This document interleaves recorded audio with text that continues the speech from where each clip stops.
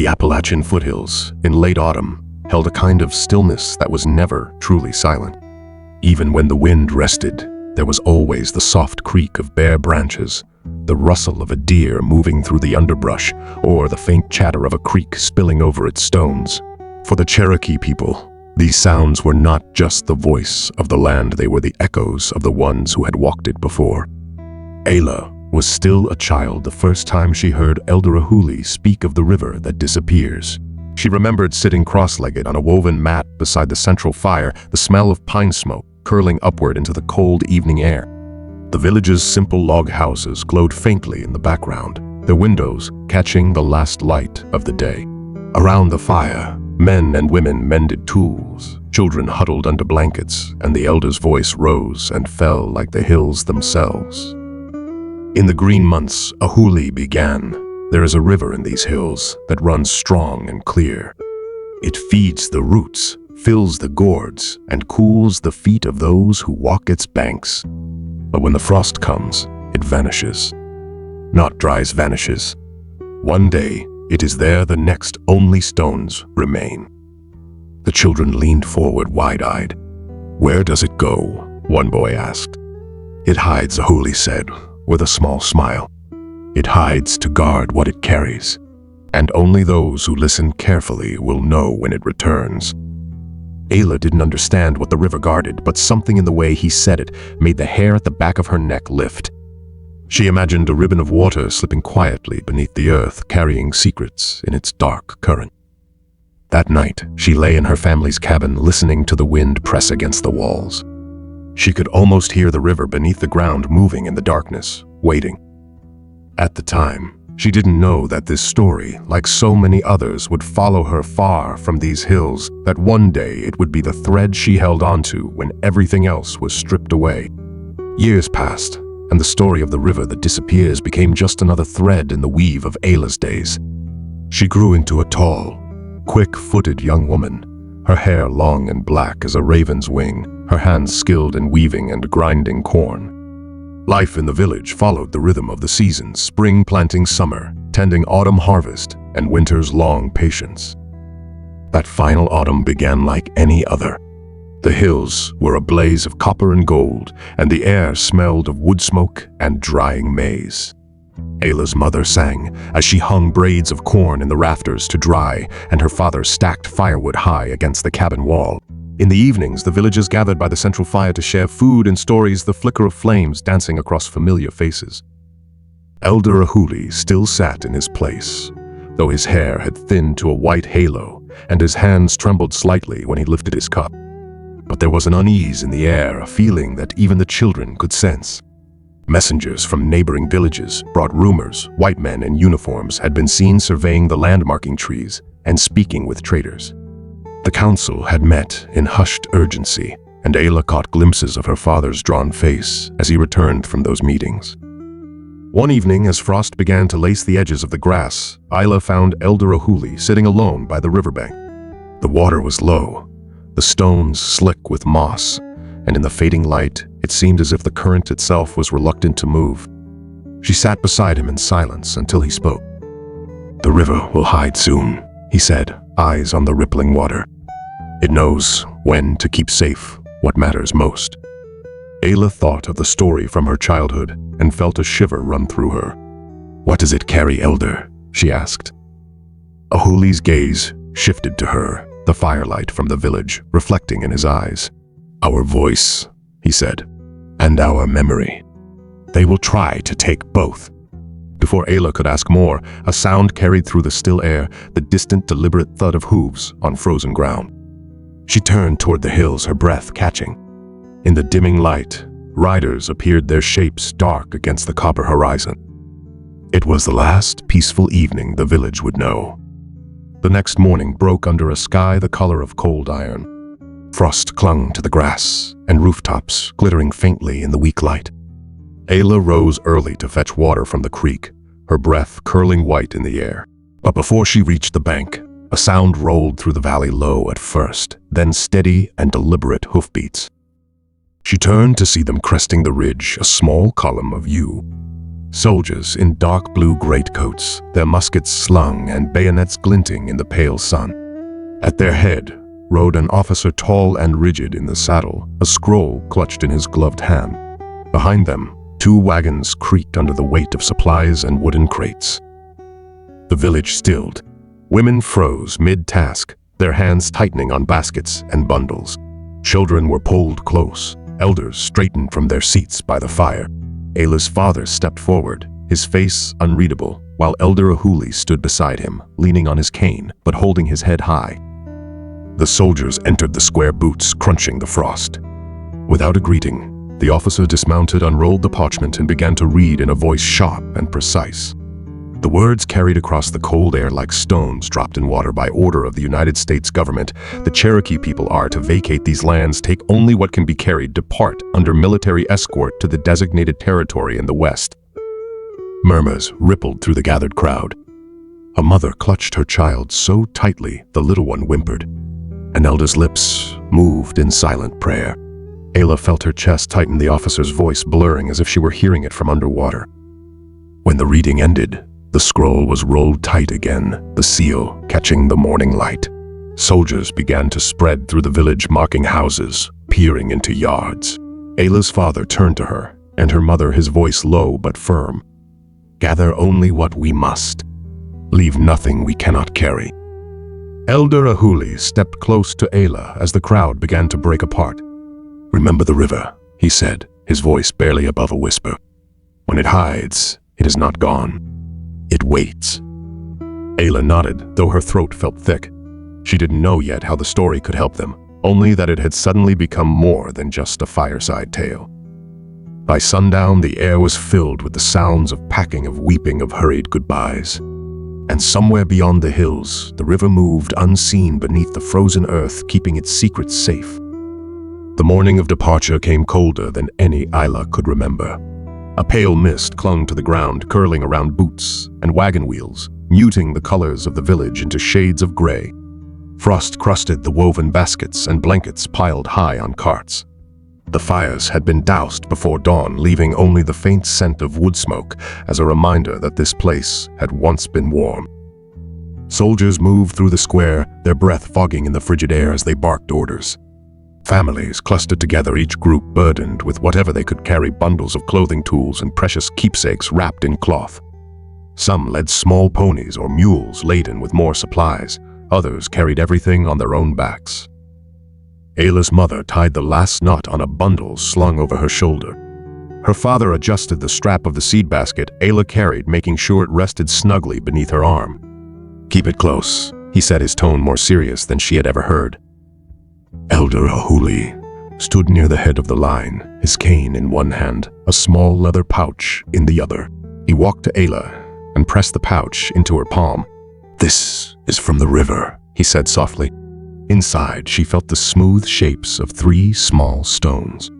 "They will remind you what must be guarded." A sharp command rang out, and the line began to move. Boots crunched on the frozen earth wagon wheels, groaned, and the sound of the village faded behind them. Ayla turned once to look back at the smoke curling from the last chimney, at the bare branches swaying over the cabins, at the place where the creek ran silver through the frost. She felt a tug in her chest, as though part of her had been left behind. They followed the trail east, at first winding between low hills and frost-hardened fields. The soldiers rode alongside, silent except for the occasional order to keep pace. The sky was a flat sheet of gray, and the cold pressed in from all sides. Ayla's breath puffed in front of her, each step sending a dull ache up through her legs. By midday, they crossed a narrow stream. The water was shallow, but Ayla stopped for half a moment, staring at it. The current whispered over the stones in a voice that reminded her of home. She thought of the disappearing river, of its promise to guard what it carried. That night, they camped in a small clearing ringed by bare trees.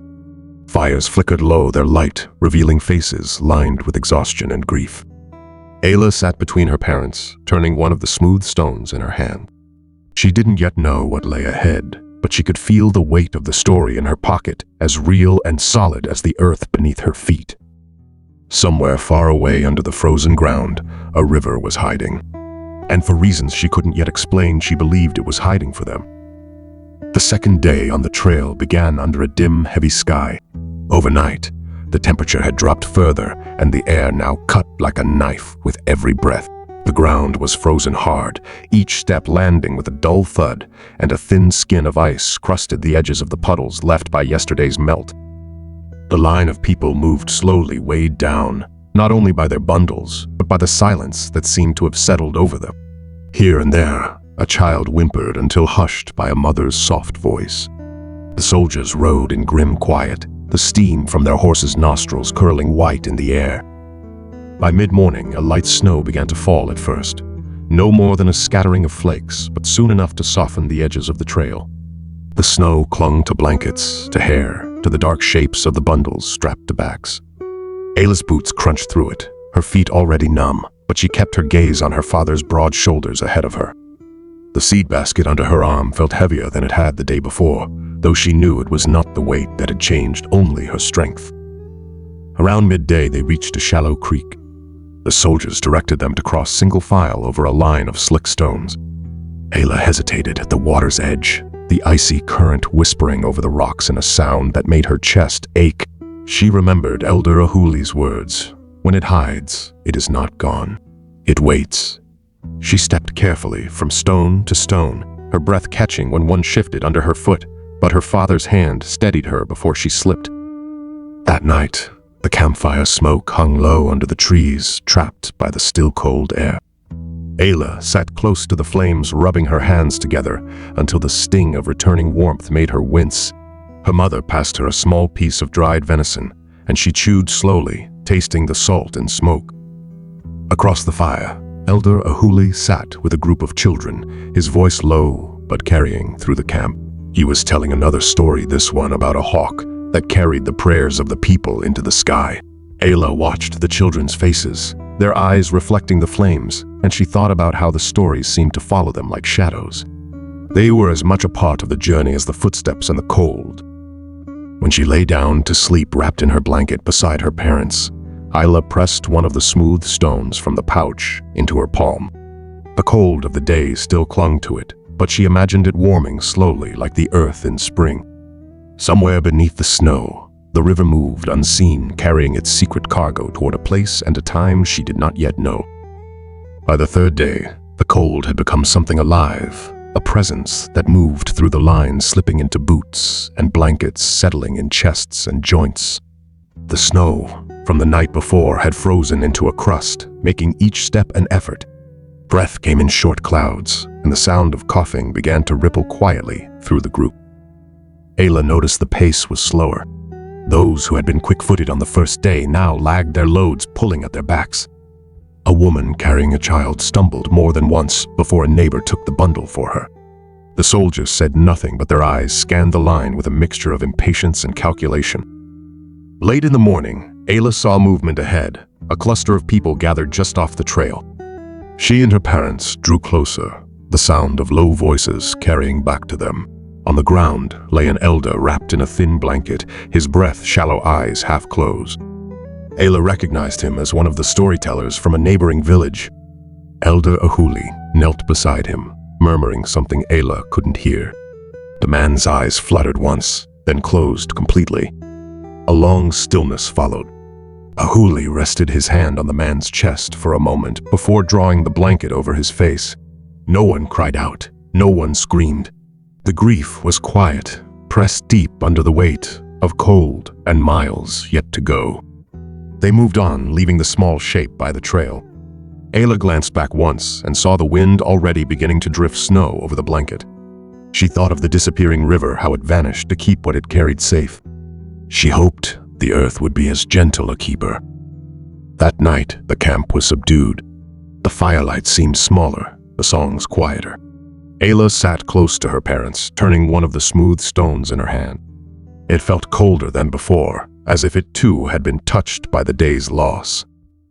Elder Ahuli came to their fire. He lowered himself slowly to sit his cane across his knees. "The river keeps flowing," he said, without preamble, his eyes fixed on the flames. "Even when the surface freezes, the water moves below. Remember that. Loss does not stop the current." Ayla nodded, holding the stone tighter.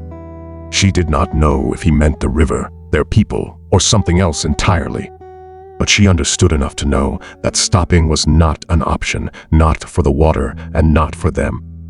The fourth day on the trail began under a heavy sky, the air thick with the promise of more snow. A faint wind carried the scent of pine from somewhere beyond the hills, but it was cold and sharp, offering no comfort. The ground had softened in patches where the sun had briefly touched it the day before, and now each step sank into a damp, half-frozen mix of mud and ice. The soldiers pushed the column forward at a steady pace. Ayla kept her eyes on the road ahead, the seed basket snug under her arm, her breath puffing white. She had learned to walk without wasting movement. Every step measured every shift of her weight, conserving strength. By mid-morning, they passed through a narrow clearing where a small farmhouse stood, its roof sagging under the weight of snow. Smoke curled from the chimney, and a figure appeared at the door, a woman in a heavy wool shawl, her hair pulled back, her cheeks flushed from the cold. She watched the line of Cherokee pass, her expression unreadable. As Ayla drew near, the woman stepped forward. From beneath her shawl, she produced a small loaf of bread wrapped in cloth. She looked past Ayla to where an older man in the line was shivering beneath a threadbare blanket. Without speaking, she pressed the bread into his hands and stepped back. The soldiers saw but said nothing. The man's eyes filled with tears as he clutched the loaf. He broke it into pieces and passed them to those closest to him, Ayla among them. The bread was still warm in her hands, the scent of yeast and hearth fire rising from it. She tore a small piece for herself and tucked the rest into the seed basket for later. When they made camp that night, Ayla shared what remained with her parents. It was only a mouthful each, but it was enough to change the taste of the day. As they ate, Elder Ahuli came by their fire. His eyes fell on the seed basket and then on Ayla's face. "Sometimes," he said, "the river flows where you least expect it. Not in the ground, not in the sky, but through the hands of those who give when they have little to spare." Ayla thought of the woman in the shawl, the way she had stepped forward despite the soldiers, despite the cold. The bread had warmed more than her stomach. It had planted something in her that the frost could not touch. As she lay down to sleep, the pouch of stones and the seed basket beside her, Ayla realized she no longer thought of the disappearing river as something far away. It was here, moving quietly through the cracks of a hard world, carrying what mattered forward. The morning came without a sunrise. A gray gloom pressed low over the camp, and the air felt heavy, full of something waiting to fall. The soldiers urged the people to pack quickly, their voices sharper than usual. Ayla kept the seed basket under her cloak as she moved, her breath already clouding in the cold. They had not been walking long when the first flakes began to drift down, slow and lazy at first, then faster, heavier, until the world narrowed into a swirl of white. The wind rose, driving the snow sideways, stinging any skin it touched. The line began to bunch together for warmth, the figures ahead becoming shadows in the storm. The trail disappeared beneath their feet. The soldiers shouted to keep moving, but each step was blind, guided only by the back of the person ahead. Ayla felt her father's hand grip her shoulder, keeping her close. Snow gathered on her hood, melting into damp streaks that soaked through her blanket. The cold gnawed at her toes and fingers, making them feel far away, as if they belonged to someone else. Hours passed like this, white in every direction, the hiss of wind the only constant. Twice they stopped to gather the weakest into wagons or onto mules. Ayla saw one man sink to his knees in the snow, unable to rise, until two others hauled him up and half carried him forward. When the storm finally eased, it was late afternoon. The world was unrecognizable, every landmark buried under drifts. The soldiers found a small stand of trees and called the halt. Fires sputtered to life with great difficulty, their smoke curling low under the heavy sky. Ayla sat by her family's fire, holding her hands over the flames until feeling returned in painful jolt. She reached into the pouch Elder Ahuli had given her and took out one of the smooth stones. It was so cold, it almost burned her fingers. She closed her eyes, imagining it lying at the bottom of the hidden river, the water flowing over it no matter how deep the snow above. That night, Elder Ahuli moved through the camp, checking on the sick and speaking softly to the children. When he reached Ayla's fire, he rested a hand on her shoulder. "Snow hides the trail," he said, just as the earth hides the river. "But both are still there, waiting to be found again." Ayla nodded, tucking the stone back into its pouch. She understood now. The legend wasn't only about water. It was about finding the current that could carry you forward, even when the path was buried and the world had turned white. When Ayla opened her eyes, the world was hushed under a blanket of white. The storm had passed in the night, leaving the land smoothed and softened, every jagged edge hidden. Even the soldiers' voices seemed muted, their commands dampened by the snow. The air was bitterly cold, but the sky had cleared to a pale blue and sunlight spilled over the drifts, making them glitter as if the earth had been dusted with ground glass. For a moment, Ayla forgot her aching legs and the stiffness in her fingers. She stood still, letting the light touch her face, breathing air that was sharp and clean. But beauty did not ease the danger.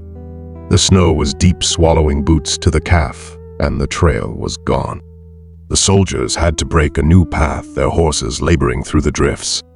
Progress was slow, and each step cost more strength than the one before. Mid-morning, the line passed a frozen creek. The water was hidden beneath ice so clear Ayla could see dark shapes moving lazily below, fish slow but alive. She crouched for a moment, brushing snow from the surface, and thought again of the disappearing river. Beneath all this ice and snow, life was still moving. By midday, the first signs of the storm's toll appeared. A family at the rear of the line had fallen behind an older man, shivering violently, his daughter trying to keep him upright. Elder Ahuli came to them, speaking quietly before signaling two younger men to help carry him to the next halt. Ayla watched as they moved slow but determined through the bright emptiness. When they stopped for camp, the snow reflected so much light, it seemed to brighten even the faces worn by cold and hunger. Ayla sat by the fire, rubbing warmth into her hands. Her father was repairing a strap on one of the bundles, her mother setting a small pot to boil snow for water. Across the camp, Elder Ahuli's voice rose, telling a short story, just a few sentences, about how the sun follows even the darkest storms. That night, the snow glowed faintly under the moon, and the air was so still that Ayla could hear the crack of ice shifting far away. She lay wrapped in her blanket, the seed basket and stone pouch between her and the cold ground. Somewhere out there, hidden beneath the snow and ice, the river was still flowing, carrying its guarded treasures toward spring. The next day, the land began to rise and fall in long, uneven swells. The deep drifts of the open plain gave way to ridges where wind had scoured the snow thin, exposing patches of frozen earth and jagged stone. The trail narrowed in places, forcing the column into a single file, the sound of boots crunching on mixed snow and gravel echoing faintly between the slopes. Ayla stayed close to her father, the seed basket snug beneath her cloak. Her legs burned with the climb, but she found herself watching the ground less and the land more. From the higher points she could see back over miles of white and shadow, the faint line of their path winding like a scar through the snow. Mid-morning, they reached a narrow pass between two ridges. Here, the wind funneled through in sharp gusts, tugging at blankets and hoods. A mule slipped on the icy rock, spilling part of its load, a scattering of dried corn that rolled and skittered down the slope. Ayla's first instinct was to lunge after it, but a soldier barked for everyone to keep moving. She hesitated, then saw a small boy dart forward, scooping 2 kernels into his mitten before rejoining his family. The sight made her chest tighten. Even here, the smallest things were worth the risk. By noon, the pass widened into a high, wind-bent plateau. The sun broke through briefly, casting long shadows over the snow. It was here that Elder Ahuli called Ayla over during the halt. From within his coat, he drew a small scrap of cloth embroidered with a pattern of lines and curves. "This was stitched with our words," he said. "My grandmother made it when she was younger than you. I want you to keep it with the stones." Ayla took it carefully, feeling the texture of the threads under her fingers. The design reminded her of ripples spreading over water. She slipped it into the pouch, alongside the smooth stones, feeling its weight join theirs. That night, the campfires burned low against the plateau's wind. Ayla sat with her family, turning one of the stones in her hand, while her father spoke quietly about the land ahead, how it was said to have rivers that never froze and soil dark enough to hold any sea. She thought of the disappearing river, and for the first time she realized the legend wasn't only about hiding, it was about finding its way forward through any terrain, no matter how rough. The water always moved, even if it had to carve a new path through stone. 2 days after they crossed the plateau, the wind shifted. A softer air swept up from the south, carrying with it the faint smell of wet earth. By mid-morning, the snow began to sag and darken beads of water forming on the crust. Boots sank deeper into the slush, and the once frozen trail turned to a narrow ribbon of mud. At first, the thaw felt like a gift. Ayla could flex her fingers without the sting of frostbite, and her breath no longer came out in clouds. Families opened their blankets, a little letting the warmth touch their skin. Even the soldiers seemed less tense, their horses stepping more easily over the softening ground. But with the melt came other troubles. The packed snow that had hidden the uneven ground now gave way to deep ruts and half-frozen puddles. Wagons struggled to move forward, wheels sinking with a wet, sucking sound. More than once, the column stopped while men pried a wheel free with poles and shouts. In the lowlands, the snowmelt fed small streams that ran across their path, icy water rushing over rocks slick with moss. Ayla crossed one with her mother's hand in hers, the cold biting through the thin leather of her shoes. She looked back and saw Elder Ahuli helping an older woman who trembled with each step, his arm steady under hers. At night, the camp settled beside a swollen creek. The water was fast churning under a skin of mist. Ayla sat near its edge, feeling the spray on her face. The sound reminded her of the hidden river in the legend, strong, tireless, pushing toward a place it had never seen but somehow knew was waiting. Her father joined her, squatting on the muddy bank. In the old stories, he said the river never loses its way because it listens. It feels the shape of the land, the pull of the slope. That's how it finds where to go. Ayla thought about that long after they returned to the fire. The idea that even without a clear path, one could move forward by listening to the land, to the people, to the beat of one's own heart, stayed with her as she drifted to sleep. The next morning, the thaw deepened. The air smelled stronger now, richer, almost like the earth was breathing again.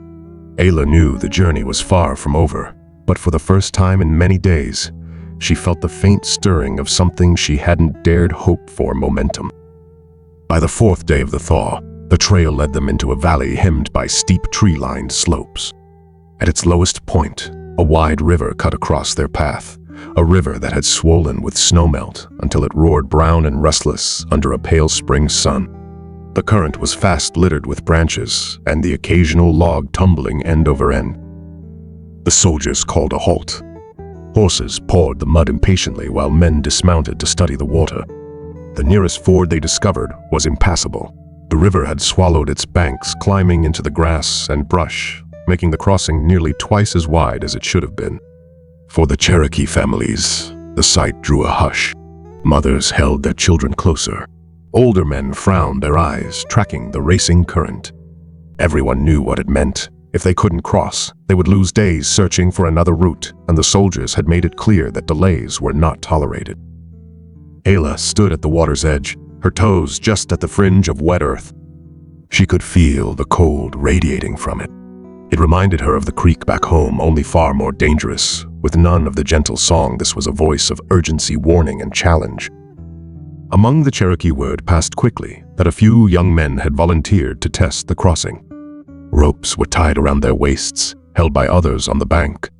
The first man stepped into the shallows, the water climbing to his knees, then hips, then chest. The current pushed hard, making each step a battle. Midway across, a log swept by so fast it spun him sideways. Only the rope and the strength of the men on shore kept him from being carried away. He returned, shaking his head too deep, too fast. The soldiers debated their options, their words clipped and impatient. But it was Elder Ahuli who finally spoke, stepping forward with a calm that cut through the noise. "Upstream," he said, pointing to a bend in the valley, "there is a split in the river. My grandfather spoke of it, a place where the water divides around a small island. The current is slower there. It was a risk, but they followed his lead. The column wound its way along the bank boots, sinking into the softened ground until they reached the bend. There, just as Ahuli had said, the river split around a rise of gravel and willow trees. The current here was still strong, but manageable. Crossing was still no easy thing. Families waded through waist-deep water, their possessions lifted overhead, children clinging to their backs. Horses struggled, nostrils flaring, but they made it. Ayla crossed with her father ahead, and her mother behind the cold, gripping her legs like iron bands. She fixed her eyes on the far shore, the shape of dry ground pulling her forward. When they reached it, she turned to watch the others come across. The sight filled her with a quiet awe, not just at the survival, but at the way the people had trusted the memory of a place told in a story. The legend of the river, she thought, wasn't just about water. It was about listening to the voices that came before you. The valley narrowed for another day's march before opening suddenly into a wide, rolling plain. The change in the land felt almost like stepping from one life into another. Trees thinned, the air seemed lighter, and the earth underfoot lost the stubborn mud of the lowlands. Before them stretched grassland in every direction, rippling in the wind like the surface of a lake. The soldiers called a brief halt, more from surprise than generosity. For the Cherokee, it was the first time in weeks they could see the horizon without a wall of forest or mountain hemming them in. Some stood still, letting their eyes adjust to the vastness. Others shaded their brows, scanning for signs of water shelter or danger. Ayla's little brother ran ahead until the rope tethering him to their father caught tight. "It goes forever," he said, eyes wide. Their father smiled faintly, though his face carried the wear of the journey. "No, not forever, but far enough for us to begin again." Elder Ahuli gathered a small group and began to explain the nature of this land. He pointed out the types of grasses, buffalo grass and blue stem, and the way the wind could carry both comfort and warning. "Here," he said, "storms will be seen long before they arrive, and herds will pass like rivers of their own." It wasn't just the landscape that shifted. The mood among the Cherokee softened just a little. They began to speak of planting again, of where corn might grow, where beans could climb poles, where squash could spread its vines. Mothers who had walked in silence for so long began humming fragments of old songs. That night, campfires glowed like a scattered constellation across the plain. The soldiers, perhaps moved by the openness of the place, kept their distance, allowing the Cherokee to gather without constant watch. Around one fire, Ayla sat with her grandmother, who ran her fingers through the girl's hair and spoke of the hills they had left behind, not in sorrow this time, but as a reminder of roots that would carry them forward. In the dark beyond the firelight, the wind carried the scent of something sweet, wildflowers, perhaps hidden among the grasses. Ayla closed her eyes and breathed it in. For the first time in months, her mind could wander past the day's march to the thought of tomorrow. And tomorrow she knew would matter. The first days on the open plain had been kind, almost deceiving. The air was warm, the nights calm, and the grasses bent gently under the wind like a welcoming bow. But as Elder Ahuli often warned, the land gives its heart slowly, and only after it has tested yours. That test came sooner than anyone expected. It began with the sky. One morning, Ayla woke to find the horizon wrapped in a strange copper haze. The sun rose dim and red, its light thickened by the dust that danced above the grasslands. By midday, the wind picked up with a force that felt alive, pressing against their chests, tearing at blankets and hats. Soldiers shouted orders, trying to keep the line of march from scattering. The Cherokee, however, knew enough to stop moving entirely. "This is not wind alone," Ahuli told the captain, planting his walking stick into the earth. "It is the beginning of a storm that will eat the day."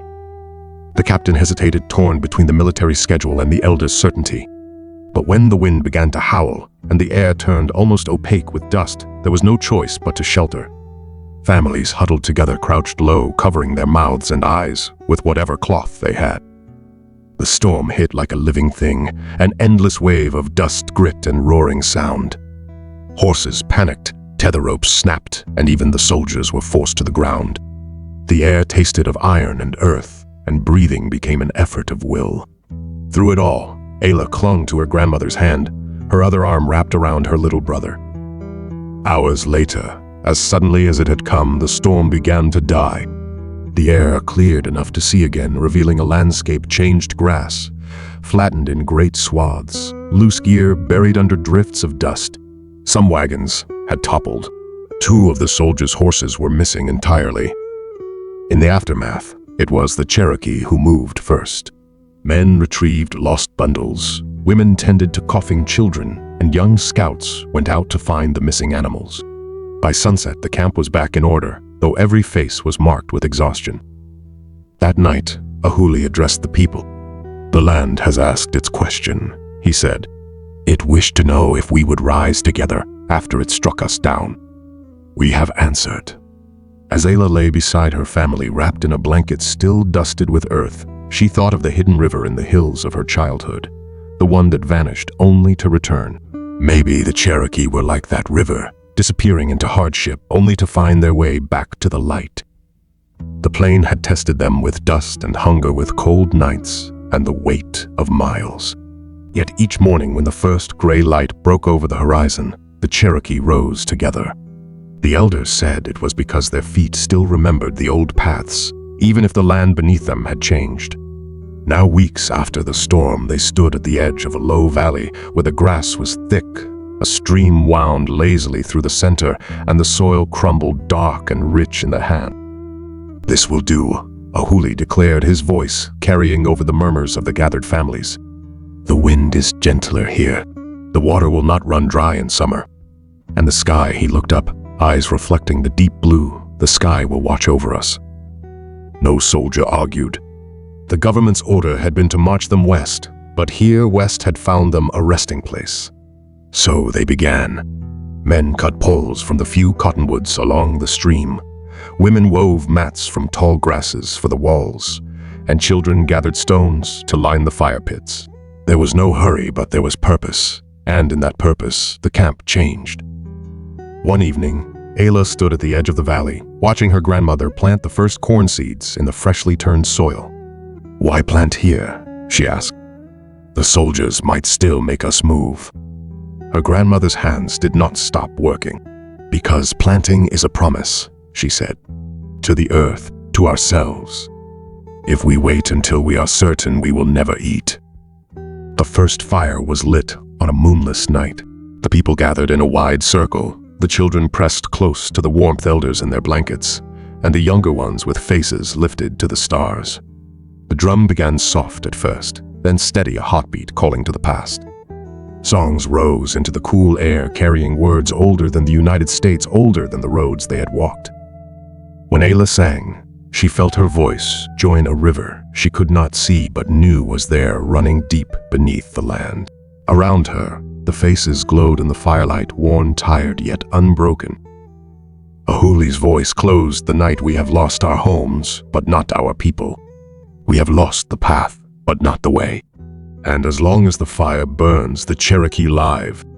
Far above, the wind moved softly through the grass, and for the first time since they had left their mountain homeland, Ayla believed it was speaking not in warning, but in welcome.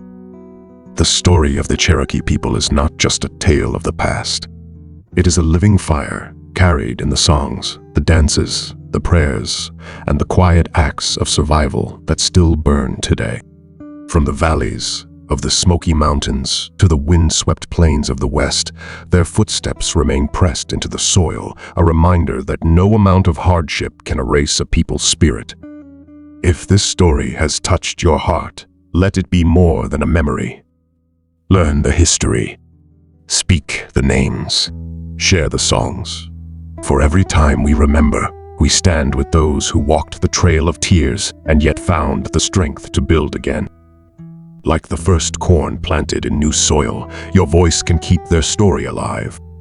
Subscribe to our channel, share this video with someone who should hear it, and join us in honoring the Cherokee people. The fire still burns. Help carry it forward.